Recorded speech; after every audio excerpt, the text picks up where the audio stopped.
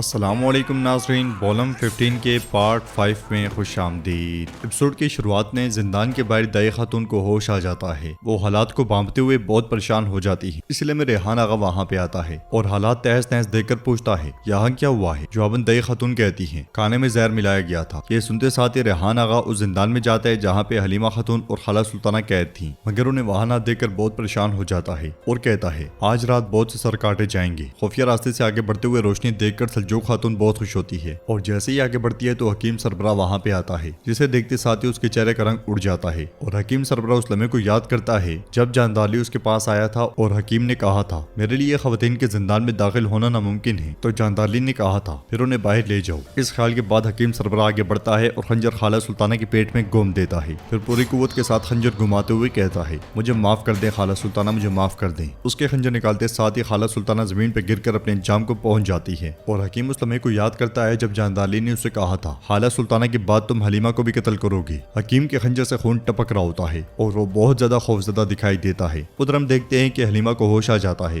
حلیمہ چکراتے سر کے ساتھ اٹھ کھڑی ہوتی ہے اور کہتی ہے کیوں سلجوق خاتون کیوں؟ یہ کہتے ساتھ وہ ڈگمگاتے ہوئے آگے بڑھنا شروع ہو جاتی ہے۔ ادھر ریحان آغا خواتین کے پاس جاتا ہے اور ان سے کہتا ہے حلیمہ خاتون اور سلجوق خاتون زندان سے بھاگ گئی۔ یہ سنتے ساتھ ہی ان تینوں کی آنکھیں کھلی کی کھلی رہ جاتی ہیں۔ خفیہ راستے سے حلیمہ بھاگ ہی رہی ہوتی ہے کہ سامنے سے حکیم آ جاتا ہے اور حلیمہ کو ڈرا ہوا دیکھ کر کہتا ہے ڈرو مت حلیمہ، میں تمہیں بچانے کے لیے آیا ہوں، مگر اس کے ہاتھ میں خنجر دیکھتے ساتھ ہی حلیمہ بھاگنے شروع ہو جاتی ہے اور وہ بھی حلیمہ کے پیچھے جاتا ہے۔ ادھر زگنوس پاشا اور شہاب الدین پاشا سلطان کے سامنے کھڑے ہوتے ہیں۔ سلطان شہاب الدین پاشا سے کہتے ہیں قلعے میں بھیجی جانے والی 40 توپوں کی تیاری مکمل ہو چکی ہے، اب صرف ایک چیز اہم ہے کہ انہیں بحفاظت قلعے تک پہنچایا جائے۔ تو شہاب الدین پاشا کہتے ہیں وہ بحفاظت قلعے تک پہنچ جائیں گے میرے سلطان۔ تو سلطان کہتے ہیں میں تم سے کچھ چھوڑ چاہتا ہوں، قلعے میں جا کر توپوں کے رکھنے کی جگہ دیکھو، لیکن تمہارا اصل فریضہ اس کے بعد شروع ہوگا۔ ایورانوس اوغلو علی بے کے پاس جاؤ اور ان کا ساتھ دو۔ یہ سنتے ساتھ ہی شہاب الدین پاشا چلے جاتے ہیں اور زگنوس پاشا بھی جانے لگتے ہیں تو سلطان انہیں روک دیتے ہیں اور کہتے ہیں ہمیں ایک اہم مسئلے پر بات کرنے کی ضرورت ہے۔ یونانی گاؤں میں کمانڈر کے ساتھ فرانکس آگے بڑھتے ہوئے کہتا ہے ہم عثمانیوں کے خلاف مزاحمت نہیں کر سکتی۔ تو کمانڈر پوچھتا ہے آپ کیا چاہتے ہیں؟ تو فرانکس کہتا ہے باہر نکلنے کا راستہ۔ کمانڈر کہتا ہے لیکن وہ دیمیتریوس ہے۔ فرانکس پوچھتا ہے دیمیتریوس کو کیا ہوا؟ تو کمانڈر کہتا ہے ہم دیمیتریوس کے پاس موریا جا سکتے ہیں، مگر فرانکس کہتا ہے ہم قسطنطینوس سے بچ نہیں سکتے، لیکن ہم اسے جان چھڑا سکتے ہیں اگر ہم دیمیتریوس کو راضی کر لیں کہ ہم قسطنطینوس کو تخت سے ہٹا سکتے ہیں، اس طرح ہم اس کے غضب سے بھی بچ سکتے ہیں۔ کمانڈر پوچھتا ہے یہاں والوں کا کیا ہوگا؟ تو فرانکس کہتا ہے وہ مر جائیں گے، ہم یہاں رہیں یا نہ رہیں۔ ادرنی میں سلطان زگنوس پاشا سے پوچھتے ہیں لالا آپ ٹھیک ہیں؟ آپ تھکے ہوئے اور پریشان دکھائی دے رہے ہیں۔ تو زگنوس پاشا کہتے ہیں ہمارے لیے اس راستے پر تھکنا مناسب نہیں ہے جہاں ہم ریاست کے نظام کے لیے کام کرتے ہو میرے سلطان، لیکن ہمارے دشمن وہ نہیں ہے جو ہمیں میدان جنگ میں نظر آتے ہیں، ویسے ہیں جیسے ہم نے حروفی منصوبوں میں دیکھے ہیں۔ ہمارے ارد گرد وہ لوگ ہیں جنہیں ہم دیکھ نہیں سکتے، وہ چیزیں ہیں جو ہم نہیں جانتے، جو ہم نہیں سنتے۔ یہ باتیں مجھے سوچنے پر مجبور کرتی ہیں میرے سلطان۔ میں یہ اس لیے نہیں کہہ رہا کہ میں آپ میں کوئی خامی دیکھ رہا ہوں، مگر تمام منصوبوں اور چالوں کے باوجود کچھ نہ سوچنا، اور جبکہ ایسے دشمن موجود ہیں جو غدارانہ چالیں چل رہے ہوں، یہ مجھے خوفزدہ کرتا ہے۔ یہ سن کر سلطان کہتے ہیں تو کیا معلومات صرف آپ کے پاس ہیں؟ کیا میں معلومات ہونے کے باوجود بعض معاملات میں بے اختیار ہوں؟ میں تدبیر اختیار کرنے میں دیر کرتا ہوں۔ آپ ایسا ہی سوچتے ہیں نا لالا؟ کیا آپ ہمیں کمزور بازنطینی گنوروں سے ملاتے ہیں، خوفزدہ عجمی حکمرانوں سے ملا رہے ہیں، یا کیا سوچتے ہیں آپ؟ یاد رکھیں مضبوط ہو جائیں، نہ ہماری آنکھیں اندھی ہیں، نہ ہمارے کان بہرے، اور نہ ہمارا دماغ خراب ہے۔ آنکھ تو وہ ہے جو پہاڑ کے پار دیکھتی ہے، کان تو ایسے ہیں جو وہاں بھی سنتے ہیں جہاں میں موجود بھی نہیں ہوتا، دماغ ایسا ہے جو جانتا ہے کہ ہم پہ کیا گزرنے والی ہے، لیکن آپ کہتے ہیں کہ اس کے لیے معلومات کی ضرورت ہے، لیکن معلومات کے لیے سکون، بصیرت، حکمت اور دوراندیشی چاہیے ہوتی ہے۔ سلطان کی باتوں کے ساتھ ہمیں وہ منظر دکھایا جاتا ہے جب جاندالی اتماجا کے ساتھ مارا خاتون کا انتظار کر رہا تھا، پھر ہمیں وہ منظر دکھایا جاتا ہے جب اورہان قسطنطنیہ سے ایدرنی کی جانب روانہ ہونے والا تھا، شہنشاہ اور سپاہی بھی اس کے ساتھ موجود تھے۔ پھر اس کے بعد ہمیں وہ منظر دکھایا جاتا ہے جب شہنشاہ نے اپنے سینیٹرز کا دیوان بلایا تھا، اور اس کے بعد ہمیں پوپ اور اس کے ساتھ کھڑے اس کے 2 محافظ بھی دکھائے گئے ہیں۔ ان خیالات کے ساتھ ساتھ سلطان کہتے ہیں دوراندیشی سچائی کا غیر متزلزل قلعہ ہے، دیار غیر میں ہمارا لگایا گیا یہ فتح کا جھنڈا ہے، صلیبیوں کو مارنے والا ہلال ہے، اس کی ہیبت، اس کی حشمت اور اس کی طاقت اس کے جلال کی وجہ سے ہے۔ ناظرین یہ سارے مناظر کیوں دکھائے گئے ہیں یہ شاید ہمیں پتہ چل سکے نیکسٹ سیزن میں۔ کیا سلطان کے جاسوس ہر جگہ موجود ہیں یا کیا معاملہ ہے، کیا ماجرا ہے؟ آئیے ابھی دیکھتے ہیں ایپیسوڈ کو اور ان کے بارے میں سوچتے ہیں بعد میں۔ ان سب خیالات کے بعد سلطان کھڑے ہو کر زگنوس پاشا سے کہتے ہیں مختصراً یہ کہ ہر شہر میں اور ہر محل میں، ہر قلعے اور ہر برج میں، ہر علاقے میں، ہر جگہ ہمارا سایہ، ہماری آواز اور ہماری سانسیں موجود ہیں۔ اقرار کرنے والے فوراً دوسرے قانون تک پہنچنے سے پہلے ہمارے پنجے میں آ گرتا ہے۔ یہ سن کر زگنوس پاشا بادشاہ کہتے ہیں پہلے میری کم علمی اور پھر میرے حد سے بڑھنے کو معاف کر دے میرے سلطان، چونکہ آپ کو مدد فراہم کرنے والے ہماری ریاست اور قوم کی شانہ بشانہ چلنے والے اتنے خفیہ بہادر موجود ہیں، وقت آنے پہ ہم ان سے کیوں نہیں جان پاتے، کیوں ان سے معلومات نہیں لے پاتے، کیوں ہم کچھ منصوبوں میں ہارنے والے ثابت ہوتے ہیں اور کیوں ہم جالوں میں پھنستے ہیں؟ تو سلطان کہتے ہیں نہ جاننے کی وجہ سے نہیں بلکہ نہ بتانے کی وجہ سے آپ ہمیں ہارا ہوا سمجھتے ہیں۔ اگر ہم وہاں کے بہادروں کو ظاہر کر دیں تو دوبارہ اس طرح کی منصوبہ بندی کرنے میں سالوں لگیں گے۔ ہماری خوراک علم اور ہماری تلوار صبر ہے، ہمارا راستہ حق اور مددگار اللہ ہے، ہمارا دشمن مضبوط اور ہماری زندگی کا دورانیہ بہت تھوڑا ہے۔ مایوسی میں نہ پڑیں، اپنے شاگرد پہ بھروسہ رکھیں۔ پھر تخت پر بیٹھتے ہوئے کہتے ہیں ہم صرف عمر گزارنے کے لیے نہیں آئے بلکہ بہت کچھ نظر انداز کر کے اور بہت کچھ فتح کرنے کے لیے آئے ہیں۔ یہ سنتے ساتھ ہی زگنوس پاشا مسکرا دیتے ہیں۔ ادھر حلیمہ حکیم سے بھاگتے بھاگتے گر جاتی ہے، حکیم بھی اس کے سر پر آ پہنچتا ہے اور اسے دیکھتے ہوئے پریشان ہو کر اس لمحے کو یاد کرتا ہے جب جاندالی نے اس کے بیٹے کی جانب دیکھتے ہوئے کہا تھا تمہارا یہاں آنا کوئی چھوٹی بات نہیں ہے، میں تمہارے آنے پہ خوش ہوا ہوں، مشکور ہوا ہوں، سروپار ہوا ہوں، چلو جا کر کھیلو۔ بچہ چلا گیا تھا اور جاندالی نے حکیم سے کہا تھا تمہارا یہ بیٹا محل کے وزراء کے تمام بیٹوں میں سب سے مضبوط جوان بڑا عہدیدار بن سکتا ہے، تم جانتے ہو کہ میں اپنے من پسند شخص کو کہیں بھی کسی بھی جگہ تعینات کر سکتا ہوں، اب مجھے بتاؤ تمہارے بیٹے کو کہاں رکھوں؟ اس خیال کے بعد حکیم حلیمہ سے کہتا ہے اپنے بیٹے کو کھونے کے بعد تم اس حالت کا سامنا کر رہی ہو تو میں بھی یہ سب اپنے بیٹے کے لیے کر رہا ہوں، میرے پاس کوئی دوسرا راستہ نہیں ہے، تمہارا بیٹا مر گیا ہے مگر میرے بیٹے کے لیے جینے کا صرف یہی راستہ ہے۔ حلیمہ التجا کرتے ہی رہتی ہے مگر حکیم پہ در پہ خنجر اس کے پیٹ میں گھومتا ہی چلا جاتا ہے اور تب تک مارتا رہتا ہے جب تک اس کی سانسیں بند نہیں ہو جاتی۔ حکیم کی وحشیانہ پن کی حد ہو جاتی ہے اور ایک مرتبہ پھر اس لمحے کو یاد کرتا ہے جب جاندالی نے اسے کہا تھا میرے معزز والد کارا خلیل پاشا نے تمہیں یہاں تعینات کیا تھا اور تم نے بھی نمک حرامی نہیں کی، سلامت رہو، تمہارا بیٹا بھی جاندالی خلیل پاشا کے ساتھ زندگی بسر کرے گا، اگر تم یہ ذمہ داری ادا نہیں کرتے تو تمہارے بیٹے کے معاملات سے میں خود نمٹ لوں گا۔ اس خیال کے بعد حکیم رونے لگ جاتا ہے۔ اس لمحے مارا خاتون خواتین اور سپاہیوں کے ساتھ وہاں پہنچتی ہیں، انہیں دیکھتے ساتھ یہ حکیم کھڑا ہو جاتا ہے، سب آنکھیں پھاڑ پھاڑ کر یہ منظر دیکھ رہے ہوتے ہیں، کسی کو بھی یقین نہیں آ رہا ہوتا۔ اسی موقع کا فائدہ اٹھا کر حکیم مارا خاتون کو مارنے کے لیے آگے بڑھتا ہے مگر سپاہی اسے چیر ڈالتا ہے اور حلیمہ کے ساتھ وہ بھی اپنے انجام کو جا پہنچتا ہے، وہاں پہ خون ہی خون ہوتا ہے اور غدار آہستہ آہستہ اپنے انجام کو پہنچنا شروع ہو جاتے ہیں۔ یونانی گاؤں میں فرانکس سپاہیوں کے ساتھ جانے کو تیار ہوتا ہے کہ لوگ اس کے پاس آ کر پوچھتے ہیں تم کہاں جا رہے ہو؟ تو فرانکس کہتا ہے شہنشاہ قسطنطینوس نے رحم دلی کا مظاہرہ کیا، ایک عظیم دستہ آ رہا ہے، وہ تمہاری مدد کرے گا۔ ان میں سے ایک شخص پوچھتا ہے کیا وہ خود نہیں آ سکتے کہ تم انہیں لینے جا رہے ہو؟ جواباً فرانکس کہتا ہے میں نے راستے کی جانچ کرنی ہے، انہیں راستہ نہیں معلوم، ہم جلدی لوٹیں گے، زیادہ دیر نہیں لگائیں گے۔ آخرکار فرانکس لوگوں کو قائل کرنے میں کامیاب ہو جاتا ہے اور وہاں سے نکل پڑتا ہے۔ خوف کے مارے لوگ بہت پریشان ہوتے ہیں، باہر بالی پہ جاندالی اسحاق اور باقیوں کے ساتھ چھپ کر انہیں دیکھ رہے ہوتے ہیں۔ ادرنی میں سارا واقعہ سننے کے بعد سلطان بہار خاتون سے کہتے ہیں جبکہ حرم میں اتنا کچھ ہو رہا ہے تم سربراہ خاتون کے طور پر کیسے اندازہ نہیں لگا پائی؟ خالہ سلطانہ اغوا کر لی گئی، اغواکار کون ہے؟ پاگلوں جیسی حرکت کرنے والی حلیمہ،